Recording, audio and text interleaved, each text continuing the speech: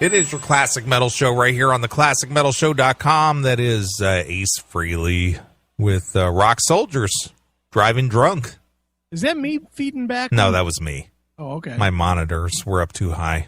Oh, I was like, damn, I didn't think I was too close. Yeah, I'm, this new processor, it sharpens the signal. And if I have the studio monitors up and I flip the mic on, then it feeds back.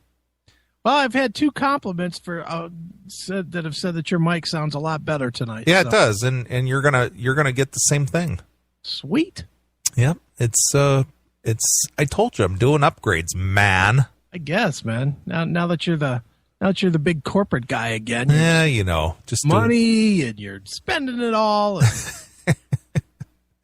it's just time, dude. I can't tell you how many messages I got from people referencing some form of Indian Tales. Yeah, I know. People loved it. People love the Indian Tales, man. That one post about I don't think I can comment because... Yeah, it's muted Thursday in my office. Thursday. So funny. So funny. Yeah. That was good stuff last week. Yeah, I enjoyed the show last week. Well, not that I don't enjoy it every week, but last week just seemed to have a lot of punch to it. I don't know why. Yeah, I was screaming there at the end. I didn't realize I was quite as pissed as I was. Yeah, you were getting heated up. I was sick of fucking white guilt. I have no guilt at all. I have no guilt at all either. But whatever. We're not going to go down the racist road to this week, are we? I don't think. No. But I did play that song for a reason. Okay. Because I got a story here to pass by you. Actually, a couple stories where driving drunk is concerned. All right. Done that before. Over in Sparta, New Jersey. Okay. A man poured water onto a freezing road to try to fool police officers into thinking the cause of his drunken car wreck was black ice. How much water did he have? Well, we got a story here. All right. Brian Byers hit a guardrail after running a stop sign in a BMW early Saturday morning. Shortly after the crash, they said a friend, Alexander Zambandetti, all right, showed up in his own car and then dumped 5-gallon buckets of water onto the road to create black ice. Where did he get all this water? A thin film of ice that's transparent enough for the roadway to be seen through it. Okay. An officer on patrol in the area saw Byers walking in the road and Zambandetti sitting in his car with 2 buckets of water in the back seat around 2:45 a.m. It's awesome. Zambandetti wasn't wearing a shirt despite Zambandetti wasn't wearing a shirt despite a wind chill of 15 below zero. Holy shit. Byers, who lives in Sparta, confessed to the plan, which left skid marks visible under the thin layer of ice at the intersection. What a bunch of knuckleheads. Byers was arrested Saturday and was charged with drunken driving and other offenses. His friend was also charged with drunken driving. How does it say at all how old these guys are? They look to be like in their mid 20s maybe. Oh, mid 20s, and they're doing something this stupid. Yeah. That's fucking great. Byers could not be reached for comment by telephone on Tuesday. Zambandetti didn't immediately return a phone call. Both men are due in court on Thursday. Police said it took a half-ton of salt to melt the ice and make the road passable. Wait a minute.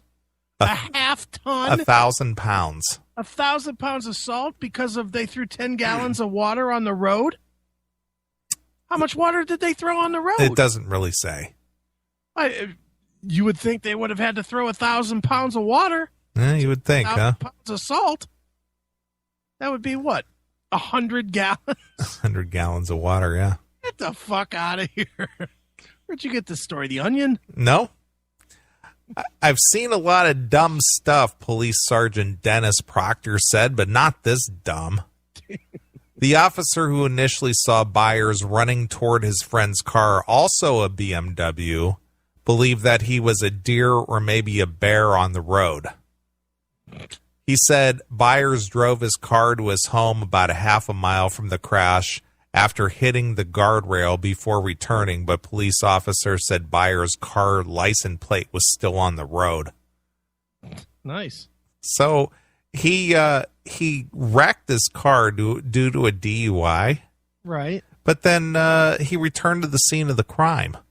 You had to throw water on the Yeah. It's just like, dude, why didn't you just go home and just be done with it? Nobody saw you. Nobody was there. It was a one vehicle accident. Right. Why are you going back there? Yeah. The only problem is that he lost his license plate. Well, yeah, but he wouldn't have known that. Well, you know what I think it is?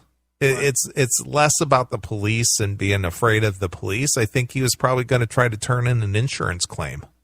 Oh, yeah. Probably was. That's probably what it was about, was less than, I'm going to get caught, and more like I slipped on black ice and I wrecked my car and turn in an insurance claim. Right. Oh, wow. But then he would go back and get a police report saying that he slipped on this black ice and slid into a guardrail. But the part that's confusing to me, and I guess maybe the fact that they were drunk is probably a big part of it. Are you going to tell me right now that you couldn't find a patch of black ice? That you had to invent it? Well, apparently they thought that was a good idea. I mean, dude, you've been out this week, haven't you? Yeah, absolutely. You have any problems finding ice? No. But, again, he had a damaged BMW, and he probably thought, you know what, I got to turn in an insurance claim, and I need a police report to prove it. Right. So I'm going to create this black ice, tell the cops I ran, hit this black ice, ran into a guardrail, wrecked my car, get a police report, turn it into the insurance company. Yeah, but I got to wait a couple days until I sober up. Yeah, exactly. So that's what happened to that guy. What an idiot. Yeah. Love that guy. So they, even though they were drunk and his friend was shirtless, they were out there pouring water on a frozen road. Okay, that's a whole nother question. It's 15 below zero. Do you even get out of bed shirtless? Not me. Me either. That's what I'm saying. It's been fucking around that temperature here, and I'm not even leaving. I've got an extra heater in my bedroom just to keep it extra warm. And I swear to God, I'm not even leaving the room unless I'm wearing a hoodie and sweats and socks and everything else. That's just to leave the bedroom. Well, some of these younger guys with the, they'll run out of their house with their pants around their ankles. Woo! Yeah, but I don't know about shuffling water in 15 below zero without shirts. And 5-gallon buckets. Yeah, that's splashing all over him. Yeah, so he's got it in the back seat. Holy shit. So he's all frozen. He's got ice hanging off him. Yeah, where are they filling these buckets, from the outside spigot or something? And what spigot's not frozen, or what hose? Exactly. This story has a lot of holes in it. Yeah, at 2:30, 2:45 in the morning, they're filling buckets of water and dumping it out on the road. Good God. It's like, man, dude, I got this plan. I fucked up. I wrecked my car. I'm drunk off my ass. Let's go pretend the road is slick so I could turn this into the insurance company. No, let's not pretend. Let's really make it slick. That way we can get away with it. Right. That's what the other one said, the one that couldn't find his shirt. Yeah, let's go, dude. Let's go. So was this guy, I wonder if the guy without the shirt was out with him, or if he called and woke him up. He probably called him and said, dude, I'm in trouble, man. I wrecked my car. I'll be right there. Let me not grab my shirt. Right. Hail and Kill caller, you're on the air. Well, let me let you in on a bit of regional lore. Okay, let's hear it. I come from the state of Delaware, which is, as you know, a neighboring state to New Jersey. we get a lot of New Jersey tourists and New Jersey transplants and stuff.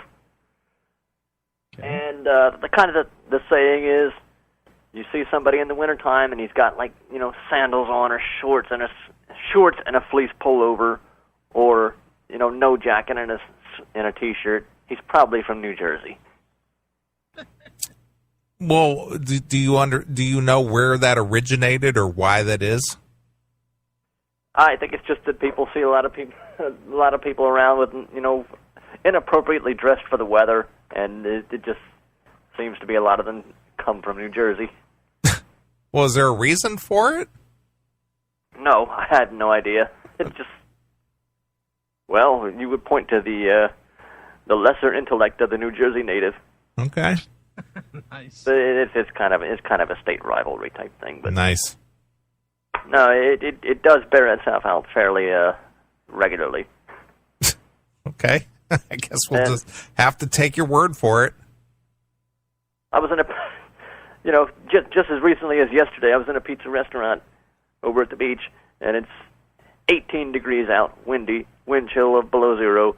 Guy walks in with a t-shirt, no jacket. Oh, he must be from Jersey. Yeah, he's badass. Stupid!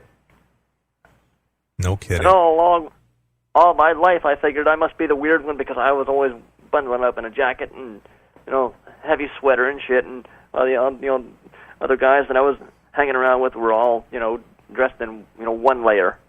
I must be the weirdo. No, I'm not. Well, it must be a masculine thing. It must be.